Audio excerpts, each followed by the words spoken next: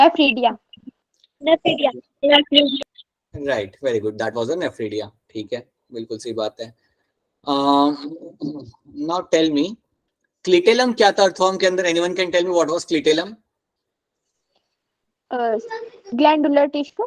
Glandular. हाँ जी, right, Vanshika and Priya, बिल्कुल सही आंसर आपका यहाँ पे। Yes Meenakshi, that was my glandular tissue over there. So glandular tissue था आपका वहां पे, दैट वाज माय क्लिटेलम। ठीक है, कोई मुझे बताएगा अर्थवर्म के लाइक एकदम फ्रंट माउथ के पास एक स्ट्रक्चर होता था जिसको यूज करके वो खोद खोद के अंदर जाता था? Prostomium. Right, prostomium is the right answer. बिल्कुल इसे यूज करके like it used to dig inside the soil and used to go inside. हाँ जी, बिल्कुल सी बात है। Prarthana, good evening. So that is something we get to see in the earthworm. Then आप मुझे ये बता दो, अर्थवर्म के अंदर एक्सचेंज ऑफ गैसेस कैसे होता है? स्किन के through. Body surface. Body surface के थ्रू। बिल्कुल सही, that will be happening via the skin, that will be happening via the skin surface। Skin surface के थ्रू आपका गैसियस एक्सचेंज यहाँ पे आपको होते हुए आपको मिल जाएगा। बिल्कुल सही बात है। ठीक है, चलिए देन आगे बढ़ते हैं। Let's try to see something else. Sneha, good evening.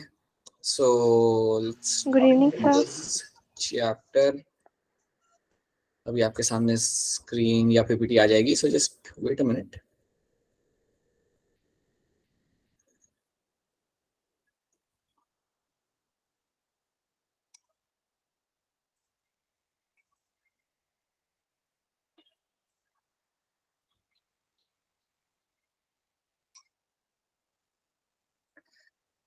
हाँ जी, अब आप मुझे बताइए सबसे पहला क्वेश्चन चैप्टर स्टार्ट करने के पहले सेल के बारे में, कि क्या सेल को आप बॉडी के बाहर ग्रो कर सकते हो? बताइए आप लोग। No sir. Yes sir. No, yes.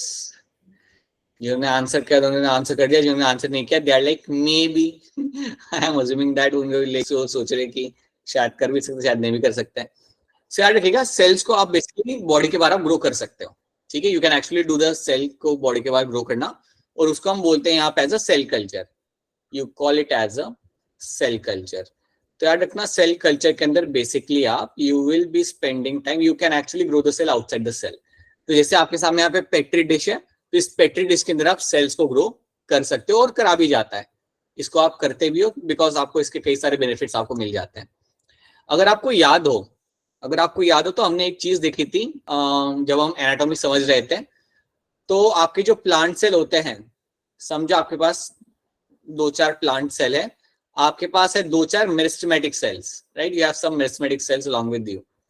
ठीक है, अब अगर आपको याद हो तो मैंने आपको बताया था, अगर आप इनको प्रोवाइड करते हो एनवायरमेंट जहां पे होगा ऑक्सीजन ज्यादा और आपका कंपेयर टू योर साइटोकाइनिन, अगर ये कंडीशन आपको मिलती है देखने के लिए, तो ये सेल्स आपके क्या बनाएंगे? किसको याद है?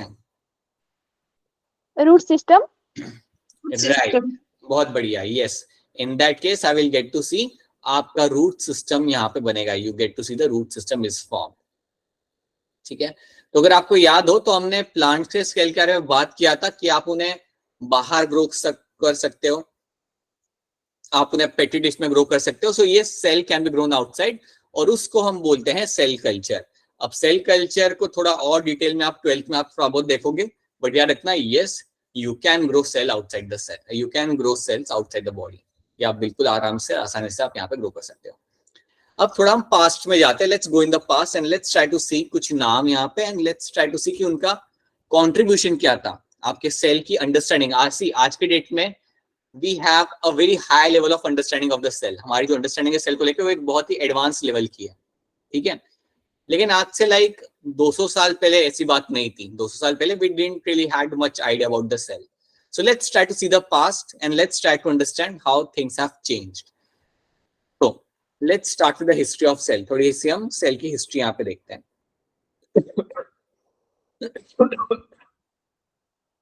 तो जब हम हिस्ट्री की बात करेंगे यहाँ पे, we will talk about the Robert Hooke. Robert Hooke जो आपके यहाँ पे इंडिविजुअल थे, इन्होंने सबसे पहले सेल को ऑब्जर्व किया था। याद रखना, जो सबसे पहले सेल को ऑब्जर्व किया था, the first person to observe the cell was my Robert Hooke. अब रॉबर्ट हुक की हम कहानी को थोड़ा हम यहाँ पे समझते हैं कि उन्होंने क्या किया। एक ट्री था, रॉबर्ट हुक ने एक ट्री था, और ट्री का नाम था आपका स्पेनिश ओक। ट्री का नाम था यहाँ पे स्पेनिश ओक। अब ये जो स्पेनिश ओक नाम का जो ट्री यहाँ पे था,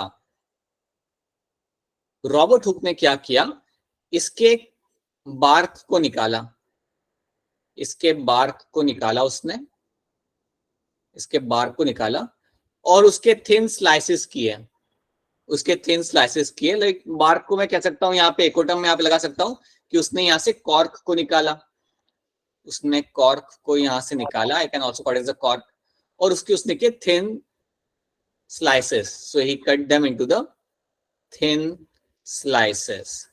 और थिन स्लाइसेस कट करने के बाद उसने क्या किया, उन्हें ऑब्जर्व किया माइक्रोस्कोप के नीचे। So then he observe them under the microscope. तो इन थिन स्लाइसेस को उसने माइक्रोस्कोप के नीचे यहाँ पे ऑब्जर्व किया। अब जब उसने माइक्रोस्कोप के नीचे इनको ऑब्जर्व किया तो उसने क्या देखा, उसने देखा कि उसे हनीकॉम्ब शेप के स्ट्रक्चर आपको यहाँ पे मिल जाते हैं। सो that is something he actually saw, उसे हनीकॉम्ब शेप के स्ट्रक्चर वाले सेल्स वहां पे दिख रहे थे, कई सारे सेल्स वहां पे उसे दिख रहे थे। तो ये उसने किया वहां पे ऑब्जर्व। तो ये बात याद रखना कि आपके स्पेनिश ओक के ट्री में से उसने कॉर्क को निकाला, उसके थिन स्लाइसेस उसने किए और ऑब्जर्व किया माइक्रोस्कोप के नीचे, तो उसे कुछ ऐसे स्ट्रक्चर्स यहाँ पे दिखे। जब उसे यहाँ पे ऐसे स्ट्रक्चर दिखे जो हनीकॉम्ब जैसे दिख रहे थे, तो याद रखना उसने एक नाम दिया, उसने हमें एक नाम दिया, and that name was my cellulae. So he gave a term that was called as my cellulae. तो उसने यहाँ पे एक नाम दिया जिसे बोलते हैं यहाँ पे एज अ सेल्यूले, राइट। बाद में ये जो आपका नाम था ये इसे मॉडिफाई कर दिया गया, now it is called as my cell. तो सेल को जो सबसे पहले ऑब्जर्व किया था वो आपके क्या था, रॉबर्ट हुक ने। और अगर आपसे कोई पूछे कि रॉबर्ट हुक ने कौन से सेल्स को ऑब्जर्व किया था, तो आपका आंसर होगा यहाँ पे कॉर्क सेल। तो ये जो सेल्स को ऑब्जर्व करा था basically they were my cork cell. So cork cell को यहाँ पे वो कर रहा था, यहाँ पे ऑब्जर्व जो भी सेल आपको यहाँ पे दिख रहे थे they were my cork cell. अब इसने क्या देखा कि यार यहाँ पे मेरे कई सारे कंपार्टमेंट हैं और कंपार्टमेंट में खाली जगह है, तो इसने ये सारी खाली जगह को ऑब्जर्व किया। सो एक चीज याद रखना, रॉबर्ट हुक जब सबसे पहले इन्होंने जब सेल देखा था तो ये डेड सेल था। सो रॉबर्ट हुक ने जब सबसे पहले यहाँ पे सेल देखा था, तो याद रखना जो आपके कॉर्क सेल होते हैं वो आपके डेड सेल होते हैं। सो कॉर्क सेल जो आपके होते हैं यहाँ पे they are basically going to be your dead cell. अब क्योंकि ये आपके यहाँ पे डेड सेल है, because cork cell over here are going to be my dead cell, तो एक चीज आप यहाँ पे याद रखिएगा कि इन्होंने एक्चुअली में लाइव सेल देखा ही नहीं था। इन्होंने जब सबसे पहले सेल देखा था वो आपका डेड सेल देखा था, कॉर्क सेल, और इसलिए बीच में स्पेस था, बीच में, इसलिए आपको खाली पूरा एकदम एकदम खाली कंपार्टमेंट आपको यहाँ पे दिख रहा था। सो ये चीज आपको याद रखनी कि अगर आपसे कोई पूछे कि यार सबसे पहले सेल किसने देखा था, देन आपका आंसर यहाँ पे होगा रॉबर्ट हुक। और अगर आपसे पूछा जाए कि रॉबर्ट हुक ने कौन सा सेल देखा था सबसे पहले, then you will tell them as a cork cell, उन्होंने उसमें से देखा था। कॉर्क सेल को स्पेनिश ओक का जो ट्री था उसमें से निकाला, उसकी बार्क को निकाला, बार्क के थिन स्लाइसेस किए एंड देन ऑब्जर्व किया माइक्रोस्कोप के नीचे, and then he was able to see those cork cell over here. So that is the first thing he observe. और पहली चीज देखने के बाद उसने इसे नाम दिया सेल्यूले, जिसको अभी हम मॉडर्न डे में बनाते हैं सेल। तो ये बात आपको रखनी है यहाँ पे याद। अब इसके साथ साथ मैं आपको एक और चीज यहाँ पे ऐड करूंगा कि रॉबर्ट हुक ने जब इसे देखा, so that he was the first one, basically पहला इंसान था जिसने सेल को ऑब्जर्व किया था। सो ही रोट अ बुक, तो इन्होंने एक बुक लिखी और बुक का नाम था यहाँ पे माइक्रोग्राफिया, माइक्रोग्राफिया। याद रखना Micrographia was a book written by your Robert Hooke. तो इसमें इन्होंने सारी चीजें मेंशन की थी जो भी उन्होंने ऑब्जर्व किया था कॉर्क सेल के अंदर। तो ये बात भी याद रखना कि माइक्रोग्राफिया अगर कभी आपके सामने टर्म आता है तो आप इसका जो इसका जो कंट्रीब्यूशन है बेसिकली आप याद रखना कि आपका क्या था, रॉबर्ट हुक ने। So Robert Hooke was a person who actually wrote that book called Macrographia. So this was the first time cell was observed. अब मैं आप लोगों से जानना चाहूंगा कि अभी आप सेल को काफी डिटेल में देख सकते हो, काफी अच्छे से आप देख सकते हो। आज की डेट में आप सेल के अंदर जो माइटोकॉन्ड्रिया है, राइबोसोम से, इनको भी आप देख सकते हो। तो आप मुझे ये बताइए कि आज की डेट में आप इतनी सब चीजें देख सकते हो, पुराने टाइम पे इतनी सब चीजें देखना पॉसिबल नहीं था, तो इसका रीजन क्या था आपके हिसाब से? सर उस टाइम फैसिलिटीज नहीं थी, मतलब कुछ ठीक है मोनिका, राइट, फैसिलिटीज नहीं थी, एक अच्छा टर्म है। एनीथिंग एल्स कोई इसमें ऐड करना चाहेगा? सर माइक्रोस्कोप नहीं होता था। हाँ जी आकांक्षा, बिल्कुल सी बात है आपकी आकांक्षा अंशिका। सी होता क्या था कि माइक्रोस्कोप थे वहां पे लेकिन एडवांस नहीं थे। माइक्रोस्कोप थे उनके पास but they were not advance microscope, बड़े सिंपल टाइप ऑफ माइक्रोस्कोप थे उनके पास, इसलिए वो ज्यादा चीजें देख नहीं पा रहे थे, राइट। इसलिए वो काफी बेसिक बेसिक स्ट्रक्चर ही देख पाते थे। तो एक और चीज आप यहाँ पे बिठा लो कि जैसे जैसे आपका माइक्रोस्कोप एडवांस होता गया या जैसे जैसे आपकी माइक्रोस्कोप आपकी एडवांस होते गई, राइट, जैसे जैसे आपके नए नए माइक्रोस्कोप एडवांस माइक्रोस्कोप आते गए, आप ज्यादा चीजें जान पाए सेल के बारे में, आप ज्यादा क्लियरली ज्यादा चीजें जान पाए सेल के बारे में। मैं आपको एग्जांपल दूंगा। आपके स्कूल के लैब में जो माइक्रोस्कोप होता है उसका नाम क्या होता है? Compound microscope. हाँ जी, कंपाउंड माइक्रोस्कोप। बिल्कुल सी, आपके स्कूल में जो माइक्रोस्कोप आपका होता है that is your compound microscope. अब कंपाउंड माइक्रोस्कोप के अंदर अगर आप देखोगे ना, अगर आपने यूज किया होगा, अगर आप देखोगे तो उसके अंदर आपको मिलता है मैग्निफिकेशन कितना, आपको 10x मिल जाता है, you get 10x and then you have the 45x। और कुछ के अंदर अगर थर्ड लेंस होता है then you can also have 100x। But generally आप 10x और 45x के बीच में ही आप लाइक मूव करते हो हमेशा उसे, राइट। अब ऐसे माइक्रोस्कोप को यूज करके आप सेल देख सकते हो, न्यूक्लियस देख सकते हो, बट ऑर्गेनल आप नहीं देख सकते। आप माइटोकॉन्ड्रिया राइबोसोम्स बोलोगे कि मुझे देखना है तो आप वो ऑब्जर्व नहीं कर सकते। Then you have to go for a much more advance microscope.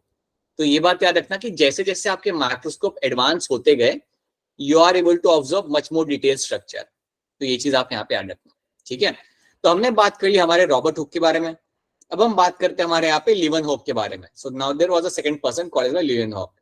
अब लिवन हॉक को हम यहाँ पे इसलिए याद रखते हैं बिकॉज इन्होंने सबसे पहले देखा था living cell. He was the first person to observe a living cell.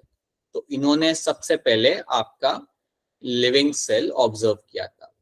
तो ये चीज आपको याद रखनी कि living cell was first observe by Leeuwenhoek.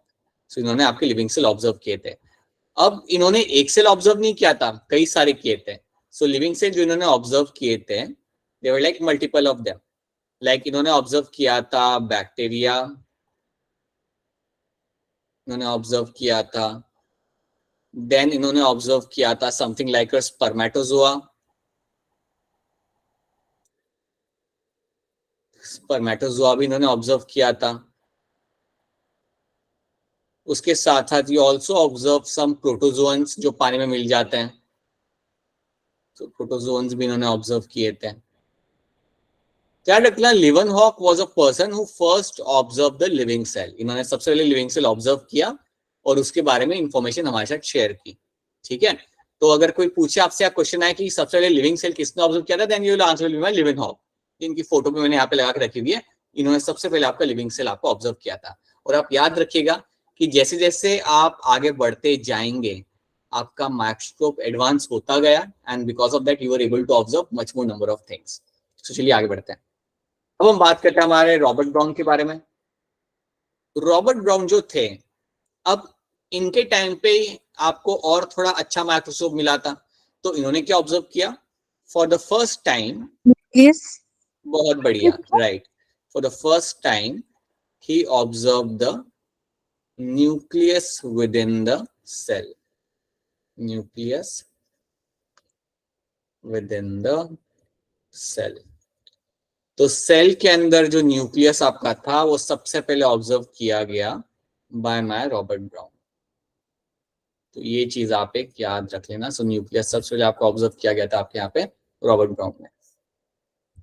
अब इसमें आप एक चीज यहाँ पे याद रखना, this one more thing you have to know in this, कि इन्होंने जो न्यूक्लियस ऑब्जर्व किया था वो आपका ऑर्किड प्लांट जो होता है ना, ऑर्किड प्लांट, सो ऑर्किड प्लांट के रूट्स के अंदर देखा था। सो ऑर्किड प्लांट्स जो थे आपके, ऑर्किड प्लांट जो था उसके रूट सेल के अंदर, उसके रूट सेल में उन्होंने न्यूक्लियस को ऑब्जर्व किया। इसके जो रूट्स होते हैं, उसके रूट्स के सेल के अंदर उन्होंने ऑब्जर्व किया अपने न्यूक्लियस को। सो ये बात भी याद रखने कि इन्होंने ऑब्जर्व किस में किया था। सो ऑर्किड प्लांट के रूट सेल के अंदर इन्होंने ऑब्जर्व किया सबसे पहले आपके न्यूक्लियस को। अच्छा, अब आप में से कोई मुझे बताइए न्यूक्लियस के अंदर आपको क्या क्या देखने के लिए मिल जाता है? कुछ चीजें जानना चाहूंगा, न्यूक्लियस में आपको क्या मिल जाता है, बता दो। What do get to see in the nucleus? Genetic material, सही है। और ये क्या होता है जेनेटिक मटेरियल? क्या होता है आज की डेट में मेरे अंदर सेल के न्यूक्लियस में मेरा जेनेटिक मटेरियल क्या है? DNA and RNA, ठीक है, that can be called as my genetic material. DNA is more specific in the human beings. Right, ये रहता है आपका जेनेटिक मटेरियल जो आपको मिलता है आपके सेल के अंदर। अब आगे बढ़ने के पहले मैं यहाँ पे एक चीज यहाँ पे ऐड करना चाहूंगा। Before getting into the story of Sheldon and श्वान, मैं आपको एक चीज बताना चाहूंगा और मैं चाहूंगा कि आप ये चीज याद रखिएगा, आगे वाले क्लास में भी आप ये याद रखिएगा, ठीक है? सो आपके सेल के अंदर, in your cell, you have a nucleus, you will have the nucleus in the cell. So आपके सेल के अंदर आपको मिल जाएगा आपके यहाँ पे न्यूक्लियस, ठीक है? अब न्यूक्लियस के अंदर आप जानते हो you will have a genetic material. Nucleus के अंदर बेसिकली आपका यहाँ पे होगा डीएनए। अब मैं आपको एक चीज बताना चाहूंगा कि यार डीएनए बेसिकली करता क्या है। आपका डीएनए जिसे हम कहते हैं एज अ जेनेटिक मटेरियल, वो आपका इतना इंपॉर्टेंट क्यों है? Why DNA is going to be very important over here? तो याद रखना, आपको जो डीएनए होता है इसके अंदर लगे होते हैं कई सारे जीन्स। आपको जो डीएनए होता है उसमें आपके कई सारे आपके लगे होते हैं genes. You will have a large number of genes will be seen on the DNA, ठीक है? अब अगर आपसे कोई पूछे कि यार सर ये जीन होता क्या है एक्चुअली में देखा जाए तो मैं आपको एक एग्जांपल देता हूँ। समझो ये आपका डीएनए है, समझो ये आपका डीएनए है, राइट? तो डीएनए के अंदर कुछ फ्रेगमेंट्स होंगे, कुछ फ्रेगमेंट्स होंगे आपके डीएनए के जिनको हम बोलेंगे एज अ जीन। तो जहां जहां मैंने ब्लू कलर करा हुआ है, इमेजिन कर लो कि वहां पे एक जीन लगा हुआ है। अब आपके जहन में आ सकता है कि सर ये जीन इतना इंपॉर्टेंट क्यों है या इसका जिक्र हम लोग क्यों कर रहे हैं? ध्यान रखना है जो जीन जो होता है ना बेसिकली आपका, ये आपका प्रोटीन बनाने में मदद करता है। सो यहां से आपका बनता है प्रोटीन, यहां से आपका बनेगा प्रोटीन, ठीक है? So majority of the genes, if not all of them, majority of the genes आपके प्रोटीन बनाते हैं। एंड अगर मैं आपको एक और लैंग्वेज में बोलूं सिंपल तरीके से, तो प्रोटीन ही लाइफ होती है आपके बॉडी में। लाइक जो कुछ भी आप देख पा रहे हो, you have your skin, your eyes, like everything is main component is with the protein over here. So बिना प्रोटीन के लाइफ एग्जिस्ट नहीं कर सकता। सो प्रोटीन, ऐसा हम नहीं कहते कि water is life, so protein is life actually, right? और ये प्रोटीन बनना बहुत जरूरी होता है जो आपके बॉडी के अंदर हमेशा बनता ही है, all the time, through out the time. और ये याद रखना, ये सब बनाने के लिए आपका डीएनए आपका यहाँ पे होता है प्रेजेंट। तो याद रखना, see I give you the one more example over here. See, आपने देखा होगा कि दो पेरेंट है, लड़का है लड़की है, राइट? दे गेट मैरिड और उनका बेबी होता है। एंड जो आई कलर मदर का था वही आई कलर अब बेबी के अंदर भी आपको मिल रहा है देखने के लिए। फॉर एग्जाम्पल मदर का ग्रीन आई कलर था, तो हो सकता है कि बेबी का भी आई कलर जो होगा ग्रीन हो सकता है। तो ये जो आपका ट्रांसफर हुआ, ये आपका ट्रांसफर हुआ डीएनए, आपके पेरेंट से आपके बेबीज के अंदर आपका डीएनए होता है ट्रांसफर, ठीक है? और उस डीएनए के अंदर जो जीन होता है ये वो प्रोटीन बनाता है जो आपके आई को देता है colour.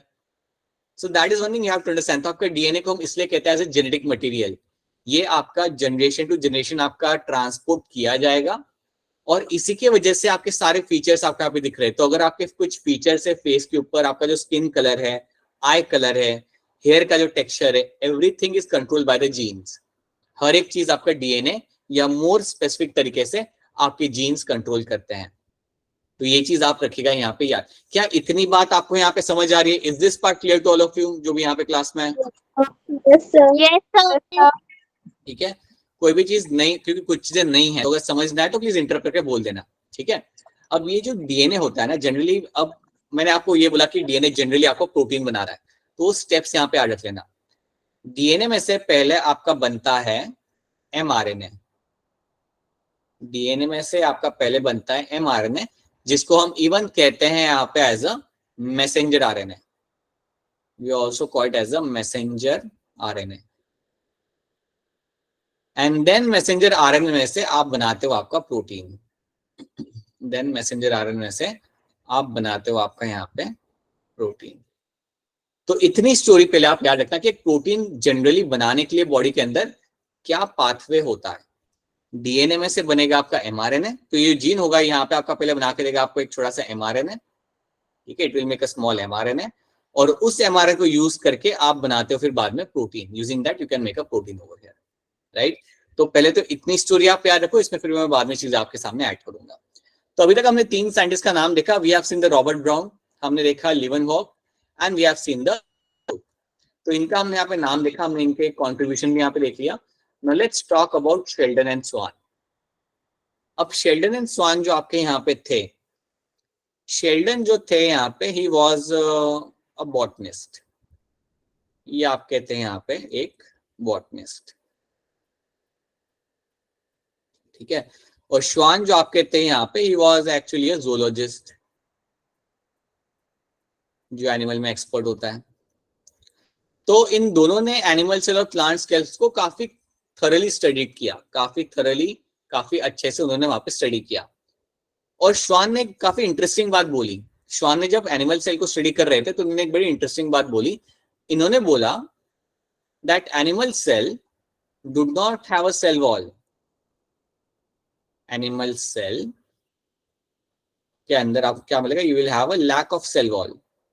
You will have lack of cell wall. याद रखना, दोनों फ्रेंड नहीं थे, दोनों अलग अलग कंट्री में अलग अलग तरीके से काम करते थे. लेकिन जब ये अपना काम कर रहे थे तो इन दोनों के अंदर इन्होंने देखा कि इन दोनों का काम काफी सिमिलर था. तो श्वान ने क्या देखा कि एनिमल सेल के अंदर सेल वॉल आपको नहीं मिलती, और उसके अलावा बाकी सारी चीजें ऑलमोस्ट सेम है प्लांट सेल के साथ. तो इन्होंने यही बोला कि यार एनिमल सेल के अंदर अगर आप सेल वॉल हटा दो तो बाकी सारी चीजें प्लांट सेल के साथ काफी हद तक सेम आती है. तो इन्होंने क्या किया, इन द ईयर 1839 दोनों ने मिलके हमें दिया something known as your cell theory. Both came together and gave us something known as your cell theory. So दोनों साथ में आए, दोनों ने अपने काम को लाइक देखा, समझा, and both of them gave us something known as my cell theory. तो अगर आपसे कोई पूछे कि यार सेल थ्योरी है क्या, तो बेसिकली सेल थ्योरी एक ऐसी बुक है या ऐसा आपका लिटरेचर है जहां पे सेल के बारे में जितनी भी इंफॉर्मेशन इन लोगों ने पता की वो उन्होंने डाल दी. एंड दे बेसिकली फाउंड कि सेल एक फंडामेंटल स्ट्रक्चरल यूनिट है आपके कोई भी एनिमल का, प्लांट का. सो सेल थ्योरी याद रखना, आपको सबसे पहले दी थी जो cell theory, that was given in my year 1839, और वो आपको दी थी शेल्डन एंड स्वान ने. तो इन दोनों ने मिलके आपको एक लिटरेचर बना के दिया, और उस लिटरेचर के अंदर सेल के बारे में सारी इंफॉर्मेशन वहां पे मेंशन थी. अब जितनी भी इंफॉर्मेशन मेंशन थी, एक चीज को लेके ये लोग कंफर्म नहीं थे, और वो चीज ये थी कि आपका सेल आ कहां से रहा है, right. So they were not clear. उनको ये नहीं मालूम था कि यार सेल आ कहां से रहा है. लाइक उन्हें ये पता था कि सेल एक इंपॉर्टेंट फंक्शनल यूनिट है, उन्हें ये पता था कि सेल के अंदर न्यूक्लियस होता है, उन्होंने पता था कि यार cell plant cell animal cell काफी हद तक सेम होते हैं, ये आपकी सारी मेटाबॉलिक एक्टिविटीज में इन्वॉल्व होते हैं. बट उन्हें ये नहीं पता था कि सेल आ कहां से रहा है. उनको इसका आइडिया नहीं था कि यार सेल बनता कहां से, आता कहां से. They were not sure about that. इसको लेके उन्हें कोई आइडिया नहीं था, और ये चीज उनके सेल थ्योरी में दिख रहा था. उन्होंने कुछ मेंशन किया ही नहीं था इस बारे में. दे हैवंट मेंशन कि सेल बनते कैसे, बाकी तो उन्होंने मेंशन किया. So let's try to see कि उन्होंने क्या क्या मेंशन किया यहाँ पे. So they mentioned that all organisms are made up of one or more cells and their product. हर एक एनिमल आपके एक या ज्यादा सेल से आपका बना हुआ होता है. That's one thing they mentioned. Then they mentioned cell are structural and functional unit of organism. बिल्कुल, ये भी एक काफी acceptable बात है. All cells are basically alike in the chemistry and physiology. सारे cells जो आपके होते हैं, they are basically going to be alike in the chemistry and physiology. So generally काफी हद तक सेम होते हैं. अगर एक दो चीज अगर आप निकाल दो, जैसे प्लांट सेल में सेल वॉल होता है, एनिमल सेल में नहीं होता, अगर वो बात आप हटा दो, then most of the things are going to be same over here, right. Activities of organism are a sum of total activities and interaction of its constituent cell. बिल्कुल, जो भी एनिमल के अंदर एक्टिविटी हो रही है वो सब करने के लिए आपके सेल यहाँ पे एक इंपॉर्टेंट रोल यहाँ पे प्ले करते हैं. So these are the few things. ये कुछ आपकी चीजें थी, कुछ चोजन चीजें थी जिसके बारे में मेंशन किया था आपके शेल्डन एंड श्वान ने in their cell theory. So these are the things they have mentioned. But याद रखना, अभी भी उन्हें ये मालूम नहीं था कि यार सेल बन कहां से रहे. They had this no clue that how your cells were formed. ठीक है. अब यहाँ तक ये बताओ कि यहाँ तक आपको सारी स्टोरी समझ आ रही है, यहाँ तक सारी चीजें क्लियर है आप सबको? Yes sir. Yes, sir. ठीक है, तो याद रखना किसने क्या कंट्रीब्यूशन किया था और किसकी क्या लिमिटेशंस थी। तो अगर मैं आपसे पूछूं कि किसने सबसे पहले आपका लिविंग सेल देखा था, तो आप क्या आंसर दोगे? हॉक ने आपका सबसे पहले आपका लिविंग सेल देखा था। ठीक है, आप मुझे बताओ माइक्रोग्राफिया किसने लिखा था? Robert Hooke. हाँ जी, रॉबर्ट हुक ने लिखी थी आपकी बुक माइक्रोग्राफिया। ठीक है, मुझे बताओ सबसे पहले ऑर्किड सेल के अंदर कुछ देखा था किसी ने, वो क्या था? रॉबर्ट ब्राउन इन न्यूक्लियस। राइट, बिल्कुल सही बात है आपकी, बहुत सही, बहुत सही, बिल्कुल सही। तो आपका जो रूट थे उसके अंदर जो आपका जो न्यूक्लियस था वो रॉबर्ट ब्राउन ने आपका सबसे पहले ऑब्जर्व किया था। मुझे आप ये बताइए कि आपके जो लिवन हॉक था जिसने सबसे पहले लिविंग सेल देखा था, उसने कौन से लिविंग सेल देखे थे? Protozoa and bacteria, spermatozoa are the cells which he actually observe. ये कुछ सेल्स थे उन्होंने आपका ऑब्जर्व किए थे। ठीक है, अच्छा बाय द वे आप लोग मुझे ये बताइए, आपने कभी लिविंग सेल देखा है क्या माइक्रोस्कोप के नीचे? Yes sir. अच्छा, असलम कौन सा देखा है आपने? सर एस्केरिस देखा है। अच्छा, पूरा के पूरा एस्केरिस देखा है, क्या बात है, बढ़िया है, बहुत बढ़िया है। चल रहा था वो? सर उसका मतलब छोटा बेबी देखा है, मतलब अभी वो उतना डेवलप नहीं हुआ था। अच्छा, लेकिन मूव कर रहा था ना, मूव कर रहा था ना स्लाइड के ऊपर। अच्छा, और कोई है हमारे पास जिसने लिविंग सेल देखा होगा? भारती, आपने देखा है लिविंग सेल स्कूल में कभी? Anyone else? वंशिका और anyone else has seen a living cell? No one? No sir. कोई नहीं, ठीक है। होपफुली देखो, एक काम कर सकते हो आप लोग, अगर आपका बायो वाले मैम के साथ एक अच्छा like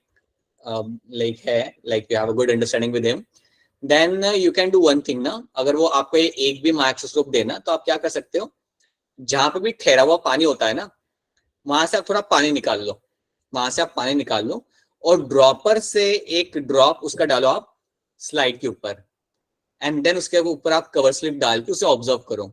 you should be able to see multiple cells, you should be able to see multiple cells. Try to do that.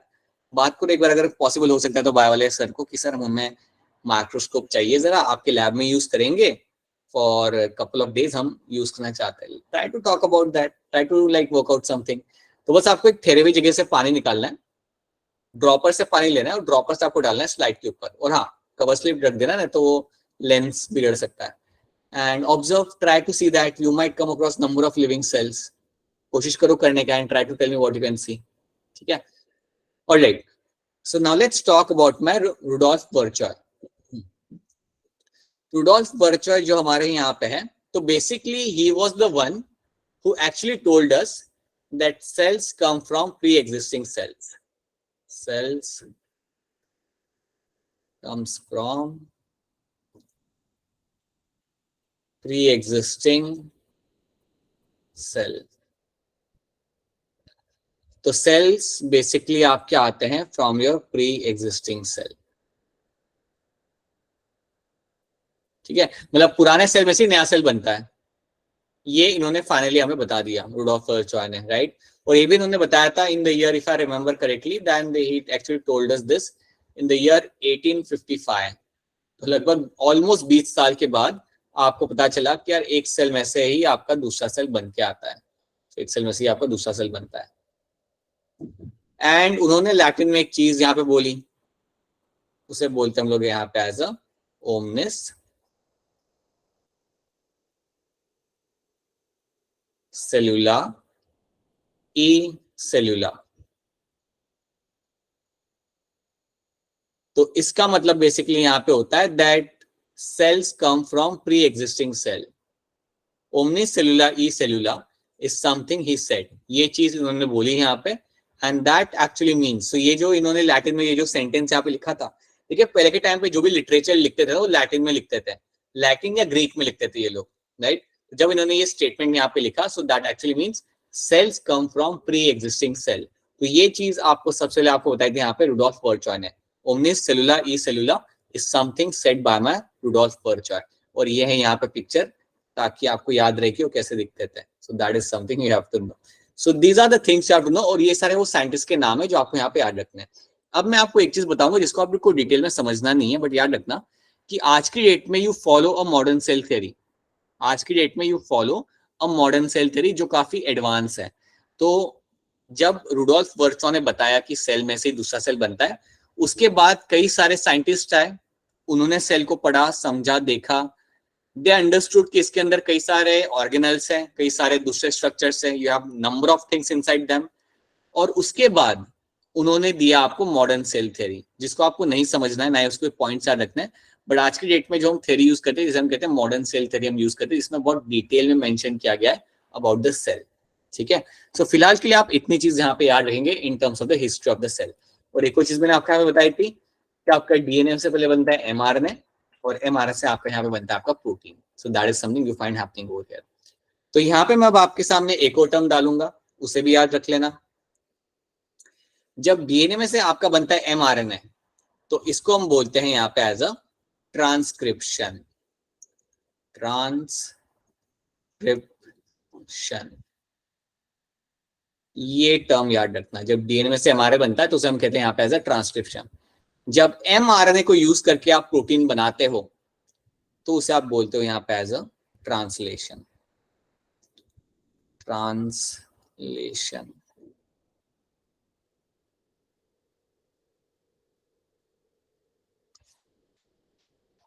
ठीक है। तो ये टर्म्स याद रख लेना कि जब डीएनए से एमआरएनए बनता है तो उसे हम कहते हैं ट्रांसक्रिप्शन, और जब एमआरएनए से आपका प्रोटीन बनता है that is called translation. Sir एक बार बता दो ट्रांसलेशन फिर से। ट्रांसलेशन का मतलब ये होता है कि जब आपका एमआरएनए बन गया, ठीक है, देखो जब डीएनए में से हम एमआरएनए बनाते हैं तो उस प्रोसेस को हम बोलेंगे यहाँ पे एज अ ट्रांसक्रिप्शन। एक बार आपका एमआरएनए बन गया, इसको यूज करके आप बनाते हो प्रोटीन, तो इसको यूज करके आप एक प्रोटीन आपको बनाओगे, तो उस प्रोसेस को हम लोग बोलते हैं यहाँ पे as a translation. That process is called as my translation. ठीक है, अब मैं यहाँ पे आपको एक एग्जांपल दूंगा और उस एग्जांपल को आप समझिएगा। राइट, अगेन सी ये जो हम पॉइंट्स यहाँ पे देख रहे हैं ना, जीन एंड डीएनए, पहले तो मुझे ये बताओ कि आपको पता चल गया कि डीएनए में जीन क्या होता है। Is this clear to all of you? Yes sir. ठीक है, और अगर क्लियर नहीं हुआ होगा तो अगली स्लाइड में और क्लियर हो जाएगा। Let's try to see that. पता है, आपने सुना होगा कुछ लोगों को बचपन से ही डायबिटीज होता है। कुछ लोगों को बचपन से ही होता है डायबिटीज। कुछ लोगों को तो चलो एक सर्टेन एज के बाद डायबिटीज होता है, कुछ लोग को होता है कि यार बॉर्न ही होते वो डायबिटीज के साथ। Sometime you do find that happening over here. तो मैं आपको यहाँ पे एग्जाम्पल देता हूँ कि ऐसा क्यों होता होगा। समझो ये आपका डीएनए है, समझो ये आपका है यहाँ पे डीएनए, राइट। अब इमेजिन करते हैं कि हम सबके अंदर डीएनए में लाइक जीन्स तो बहुत सारे होते हैं। सो समझो, let me use a different colour, let me use orange. Genes तो हमारे डीएनए में कई सारे होते हैं, राइट। सो अगर मैं आपसे कहूँ ना कि कितने जीन्स होते हैं, अगर आपसे कोई पूछे कि कितने जीन्स होते हैं, तो you have 30,000 genes inside your DNA. 30,000 gene है आपके पास आपके डीएनए के अंदर। ठीक है, अब एक चीज मैं आपको यहाँ पे बताना चाहूंगा, ये जो जीन्स है ये कुछ ना कुछ काम करते हैं। ये जो जीन्स में आप बना रहा हूँ ऑरेंज वाले, दिस ऑल जीन्स, ये कुछ ना कुछ यहाँ पे करते होंगे फंक्शन, कुछ ना कुछ इनका काम होता होगा, कुछ ना कुछ इंपॉर्टेंट प्रोटीन ये लोग बनाते होंगे। अब ये समझ लो कि यहाँ पे जो मेरा जीन है ना, ये जो जीन है, ये जो जीन मैंने यहाँ पे बनाया है, इमेजिन कर लो कि ये आपका बनाता है प्रोटीन इंसुलिन। ये आपका बनाता है प्रोटीन इंसुलिन, ठीक है। और आप जानते हो कि देखो इंसुलिन आपका प्रोटीन होता है, और ये जो जीन है आपके यहाँ पे ये इंसुलिन प्रोटीन बनाता है। इतनी बात याद रखना कि इंसुलिन की जरूरत होती है हम सबको। जैसे ही हम खाना खाते हैं हमारे बॉडी के अंदर नेचुरली इंसुलिन आता है और आपके शुगर लेवल को मेंटेन करता है, राइट। और अगर किसी के अंदर इंसुलिन ना हो तो उसे कौन सी बीमारी होती है? Diabetes. Right, diabetes. you have no insulin then will be suffering with your diabetes। ठीक है, अब मैं बताता हूँ वो केस जहां पे बचपन से लोग के अंदर कंडीशन होती है डायबिटीज की। सो जिन लोगों के अंदर बचपन से डायबिटीज होता है ना, उनके अंदर ये जीन काम ही नहीं करता। जीन होता है but it is non functional, it is non functional. तो अगर आपके पास जीन है और अगर वो काम नहीं कर रहा, तो पता है इसका मतलब क्या होता है? इसका मतलब होता है कि ना ही इसमें से कोई एमआरएनए बनेगा, ना ही इसमें से कोई प्रोटीन बनेगा। और अगर मेरा जीन यहाँ पे होता है नॉन फंक्शनल, देन अल्टीमेटली उसके कॉन्सिक्वेंसेस क्या होंगे कि the person will be suffering with the diabetes, the person will be suffering with the diabetes. और ये जो डायबिटीज होती है ना, इसको हम कहते हैं टाइप 1 डायबिटीज, इसको हम बोलते हैं यहाँ पे टाइप 1 डायबिटीज। यहाँ पे मैं आपको ये बताने की कोशिश कर रहा हूं कि अगर आपका एक भी इंपॉर्टेंट जीन अगर आपका काम करना बंद कर दें तो you will have some consequences. तो आपको कोई ना कोई वहां पे कॉन्सिक्वेंसेस आपको देखने, कोई ना कोई आपको उसके इल इफेक्ट आपको वहां पे देखने के लिए आपको मिल सकता है। You can find that happening. वही चीज आपको यहाँ पे भी देखने के लिए आपको मिल रही है कि यहाँ पे आपका जीन काम नहीं कर रहा, that's why the person is suffering with diabetes. अब आपने ये भी देखा होगा कि काफी जो मिडिल एज के लोग होते हैं उन्हें डायबिटीज होता है, मतलब पहले नहीं होता लेकिन बाद में हो जाता है। So that's a different condition. उसमें पता है बेसिकली क्या होता है, इंसुलिन बन रहा होता है लेकिन वो काम करना बंद कर देता है। सो इंसुलिन बन रहा होता है but it is not functional, मतलब वो उसको जो काम करना चाहिए था शुगर को मेंटेन करने का वो करना बंद कर देता है। तो इसलिए आप देखोगे कि कुछ लोग होते हैं जो मिड 40s या मिड 50s में आते हैं और फिर पता चलता है कि उन्हें डायबिटीज हुआ है, राइट। सो बेसिकली वो उनको होता इसलिए है क्योंकि वो बहुत ज्यादा शुगर कंज्यूम करते हैं और उसकी वजह से व्हाट विल हैपन कि उनका इंसुलिन जो होता है वो इनसेंसिटिव हो जाता है। मेरी बात को समझो, इंसुलिन समझो एक पर्सन है, उस पर्सन का काम है कि जैसे ही शुगर अंदर आया तो उसको वो कहीं ना कहीं भेजेगा, उसे वो सेल के अंदर डालेगा, उसे वो मेंटेन करेगा, राइट। या समझो एक इंसुलिन अगर एक पर्सन है तो अगर कोई बहुत सारे लोग अगर गेट से अंदर आ रहे हैं तो उनको वो सही लोकेशन पे भेजेगा कि आप यहाँ चले जाओ, आप यहाँ चले जाओ करके वो उन सबको भेजेगा एक लोकेशन के अंदर। अगर ये पर्सन उन लोगों को देख ही नहीं पा रहा, राइट, तो क्या होता है, लोग सारे अंदर आ रहे हैं और वो वहां पे ही खड़े हैं, क्राउड इकट्ठा हो गया, कोई कहीं जा नहीं रहा। So the same thing happens over here. Insulin अगर ना हो, सॉरी अगर आपको डायबिटीज जो होती है जो टाइप 2 होता है उसमें आपका इंसुलिन तो बनेगा लेकिन वो नॉन फंक्शनल होगा। सो टाइप 2 के अंदर ये आप अभी तो आप समझोगे नहीं, इसे आप फ्यूचर में बाद में देखोगे समझोगे, बट याद रखना। सो जो आप कॉमनली मिलता है that is my type 2, but type 1 के अंदर you will find the it is going to be non functional, ठीक है। मतलब आपका जीन ही फंक्शनल यहाँ पे नहीं होता, right. So that is one thing you have to know over here. क्या ये वाली स्टोरी आपको पता चलिए मैं यहाँ पे क्या बता रहा हूँ? Is this clear to all of you? Yes sir. मैं एक्चुअली मैं यहाँ पे कोशिश कर रहा हूँ बताने की, मैं बेसिकली ये बताना चाहता हूँ आपको कि हर एक जीन आपके लिए इंपॉर्टेंट होता है और अगर वो काम करना बंद कर दे किसी रीजन से then you can have the issues, then you can actually have the consequences, ठीक है। So that is one thing I'm trying to tell you over कि हर एक जीन कुछ ना कुछ, यहाँ पे इंसुलिन बन रहा है, यहाँ पे कुछ और बन रहा होगा, यहाँ पे कुछ और बन रहा होगा। So they are all important for us. यही चीज मैं आपको बताने की कोशिश कर रहा हूँ। चलिए तो that is something we have seen. अब अगर हम सेल की बात करें तो सेल आपको बहुत अलग अलग शेप और साइज के मिल जाते हैं। इनमें से कुछ सेल से आप लोग वाकिफ है, जैसे आपके न्यूरॉन्स हो गए, न्यूरॉन्स आपके काफी लेंदी वाले आपके सेल्स होते हैं, यहाँ पे they are very long kind of cells. RBC आपको मिल जाते हैं, they are my biconcave shape के होते हैं, राउंड बाय कॉन्केव शेप के। डब्ल्यूबीसी का कोई वेल डिफाइंड शेप नहीं होता, इसके लिए हम इसे कहते हैं अमॉइबॉइडल टाइप ऑफ सेल्स। फिर हमने हमारा कॉलमनार एपिथेलियम देखा था। कोई मुझे बताएगा कॉलमनार एपिथेलियम मिलता कहाँ पे है बॉडी के अंदर? संडे को टेस्ट है इसका, बताइए कहाँ मिलता है columnar epithelium? Nucleus space. DCT. Stomach और इंटेस्टाइन, इंटेस्टाइन एंड स्टमक के अंदर ये आपको मिलेगा। इसका न्यूक्लियस नीचे के साइड पे होता है, बेसल पार्ट पे, एंड दिस सेल ये एब्जॉर्प्शन और सिक्रेशन में आपकी करता है मदद, ठीक है। अगर आपके पास, अब मुझे बताओ, अगर आपके पास एक कॉलमनार सेल है, if you have a columnar cell, और आप समझ लो, आप इमेजिन कर लो कि उसके ऊपर आपका सीलिया लगा हुआ है, इसके ऊपर आपका सीलिया लगा हुआ है यहाँ पे, तो आप मुझे अब बताओ कि ये मुझे कहाँ मिलेगा देखने के लिए? ब्रोंकियल्स। एक तो मुझे आंसर मिला आपका यहाँ पे ब्रोंक्यूल्स, ठीक है।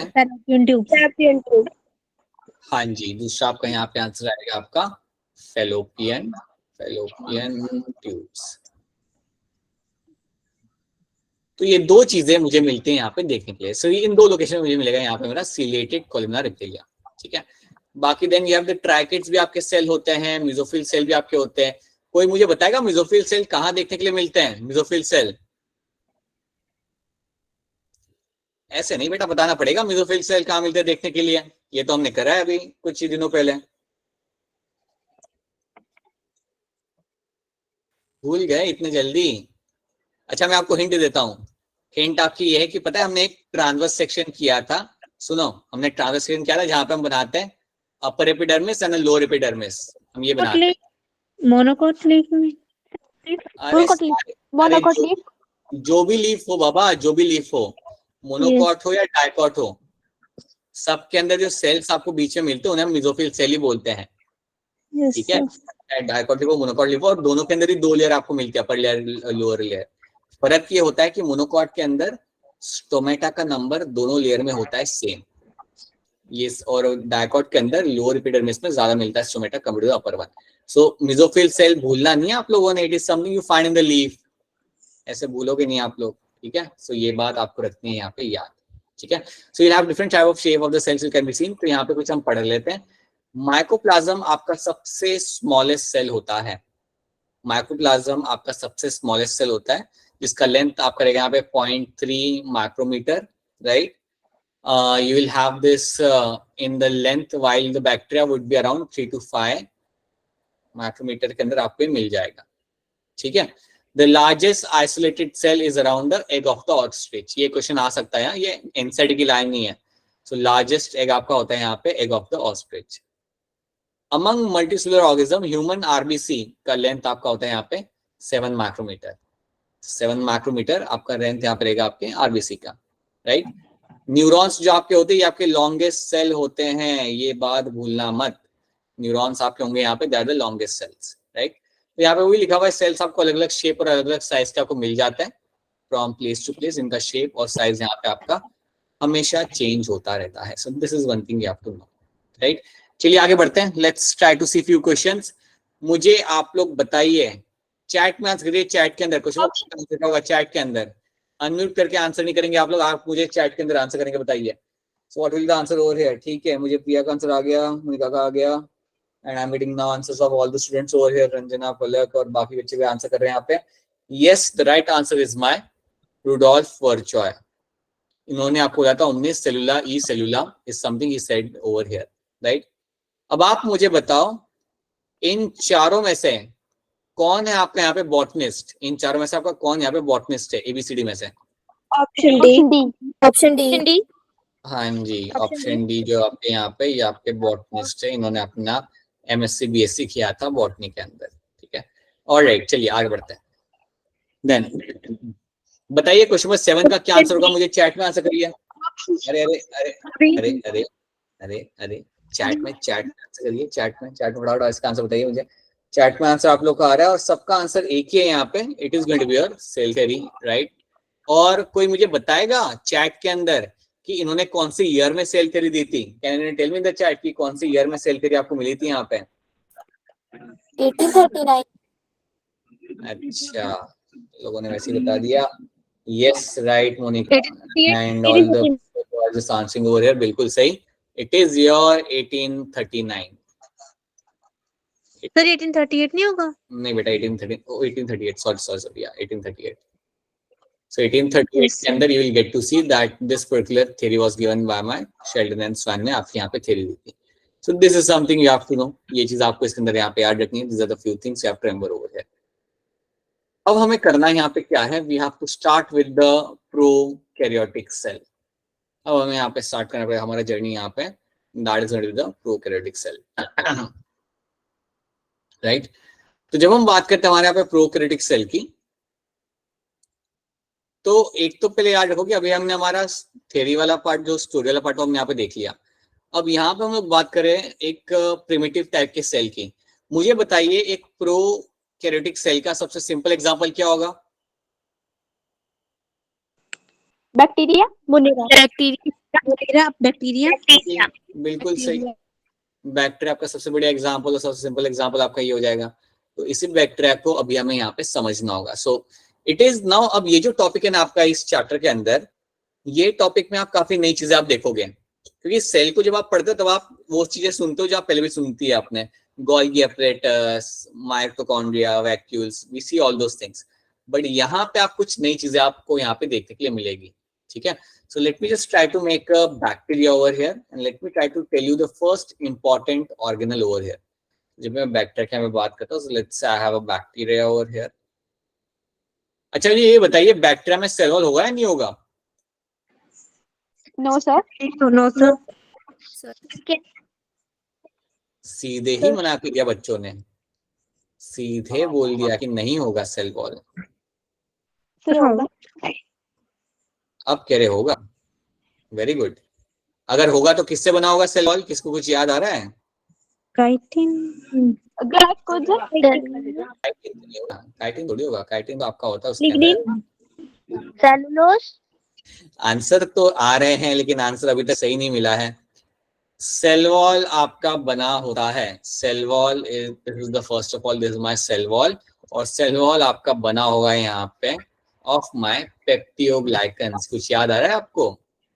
Yes sir. Yes sir. Yes sir. ठीक है, चलो अच्छी बात है, याद आ रहा है। सो पेप्टियोग्लाइकन्स से बना होता है आपका यहाँ पे सेल वॉल। CNS।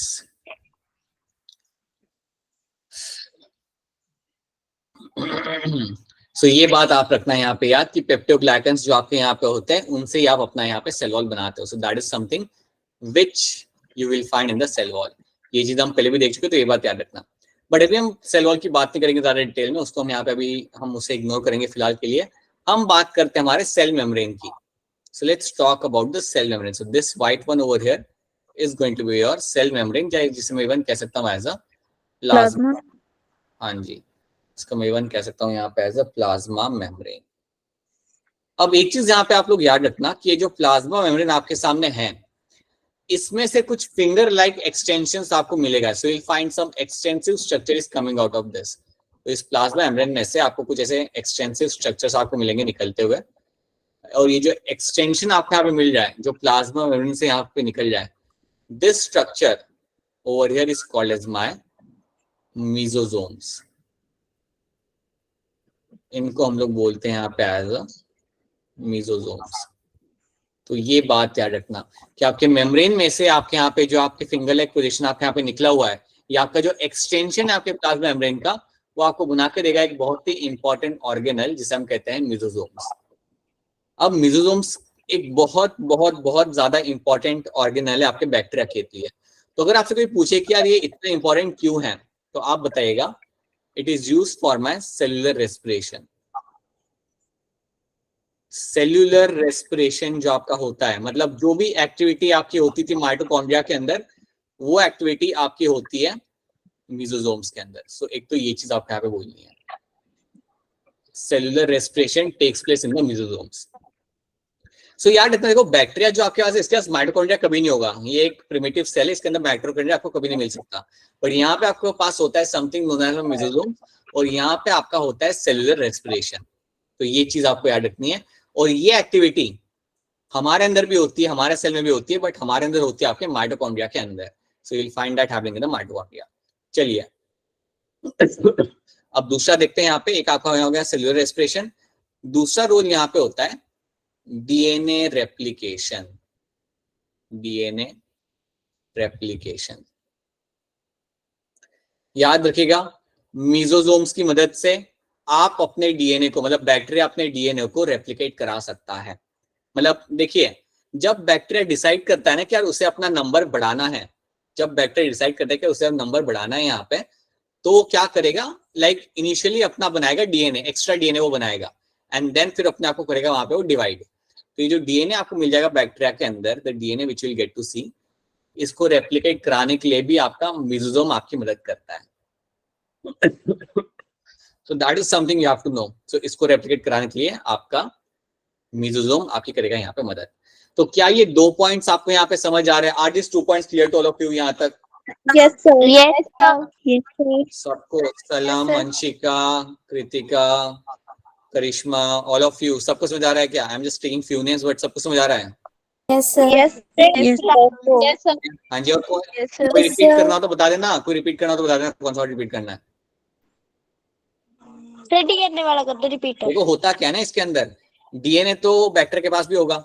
अब बैक्टीरिया को जब एक और बैक्टीरिया बनाना होगा, जब उसे एक और डॉटर बैक्टीरिया बनाना होगा, तो पहले क्या करेगा, डीएनए को डबल करेगा। डीएनए को जब आप डबल करते हो, उस प्रोसेस को हम कहते हैं डीएनए रेप्लिकेशन। तो एक डीएनए था आपके पास, आपने फिर एक और बना लिया, और फिर आप वो नए डॉटर सेल में उसे भेज दोगे। तो डीएनए रेप्लिकेशन कराने के लिए आपका मेसोसोम आपकी करता है यहाँ पे मदद। That is what my mesosome is known for. और जो थर्ड रोल यहाँ पे होता है मेरे मेसोसोम का, that is my septa formation. That is your septa formation. अब ये क्या होता है ये मैं आपको कल बताऊंगा, I won't add this right now in detail. But septa formation करने के लिए भी आपका यहाँ पे मेसोसोम आपकी मदद करेगा। It has to do during the cell division. जब बैक्टीरिया डिवाइड करता है ना और एक और बैक्टीरिया बनाता है, तब आपका सेप्टा फॉर्मेशन होता है। वो क्या होता है वो हम कल देखेंगे, बट ये सेप्टा फॉर्मेशन के लिए भी आपका मेसोसोम आपकी करेगा यहाँ पे मदद। ठीक है, तो हो सके तो बैक्टीरिया जो हमने अभी तक पढ़ा था ना बैक्टीरिया, उसे थोड़ा सा रिवाइज करके आना, तो याद रखने में थोड़ी आसानी होगी और आप रिकॉल भी कर पाओगे। So these are the first thing you have to know. तो याद रखना, हमने यहाँ पे एक बड़ा ही इंपॉर्टेंट ऑर्गेनल यहाँ पे देखा है हमारे यहाँ पे मेसोसोम, जो सेल्यूलर रेस्पिरेशन में आपकी मदद कर रहा है, डीएनए रेप्लिकेशन में आपकी मदद कर रहा है, और आपका इवन सेप्टा फॉर्मेशन में आपकी यहाँ पे कर रहा है वो मदद। So these are the few things you have to know. यहाँ पे अगर आप देखोगे, so you can see over here, यहाँ पे इन लोगों ने मेसोसोम बना के दिया हुआ है आपको, यहाँ पे they have made a mesosome over here. ठीक है, यहाँ पे बना के दिया, और ये काफी आपके बहुत ही एक इंपॉर्टेंट स्ट्रक्चर है आपके बैक्टीरिया के लिए, राइट। तो फिलहाल के लिए हम इतना ही रखेंगे, ऑब्वियसली बात है, हम ज्यादा आगे बढ़ेंगे नहीं। बट कल की क्लास में हमने पूरा हमारा बैक्टीरिया कवर करना है, खत्म करना है, इसको समझना है अच्छे से, सो दैट आपको कोई इसके अंदर दिक्कत ना है and you are able to remember everything over here. ठीक है, सो हिस्ट्री थोड़ा पढ़ लीजिएगा, हिस्ट्री जो हमने आज किया उसको एक बार एनसीईआरटी से पढ़ लीजिएगा। Let's do that, make sure you do that. एक बार फिर आपको स्टार्टिंग से एक रिकैप दे देता हूँ आज हमने क्या देखा। So in the starting we have seen, हमारा सेल सबसे पहले किसने डिस्कवर किया था, रॉबर्ट हुक ने। कोई मुझे बताएगा कि कौन से सेल ऑब्जर्व किए थे रॉबर्ट हुक ने? Cork cell, Cork cell. Cell. क्या ये लिविंग सेल थे, डेड सेल थे? डेड सेल, ऑब्जर्व किए थे। ठीक है, और उन्होंने बुक लिखी थी आपके यहाँ पे माइक्रोग्राफिया। देन लीवनहॉक ने आपके कई सारे लिविंग सेल ऑब्जर्व किए थे, बैक्टीरिया, प्रोटोजोआ, स्पर्मटोजोआ, कई सारे लिविंग सेल इन्होंने ऑब्जर्व किए थे क्योंकि इनको ज्यादा बेटर माइक्रोस्कोप यहाँ पे मिला था। आफ्टर दैट रॉबर्ट ब्राउन ने ऑब्जर्व किया था आपका न्यूक्लियस, ये निकाला था उन्होंने आपके ऑर्किड प्लांट के रूट में से। सो ऑर्किड प्लांट के जो रूट्स थे उसके अंदर उन्होंने न्यूक्लियस को किया था ऑब्जर्व। उसके बाद शेल्डन एंड स्वान ने आपको दिया था आपका cell theory. So they gave us the cell theory over here. And याद रखना कि इनको मालूम नहीं था कि सेल आपका कैसे रेप्लिकेट करता है या सेल आपका बनता कहां से। तो सेल आपका बनता है दूसरे सेल में से, ये आपको किसने बताया था? मैंने आपको यहाँ बताया था that your cell come from a pre-existing cell by my omnis cellula e cellula. So इसके थ्रू इन्होंने आपको यहाँ बताया था। So these are the few things we have done. Then we have done the different shape and size of the cell हमने किया है, and then उसके बाद हमने यहाँ पे हमारा देखा है यहाँ पे आपका bacteria. So these are the few things we have done in the class, right? तो इतनी चीज आप यहाँ पे याद रख लेना, इतनी चीज ज्यादा कुछ है नहीं याद रखना।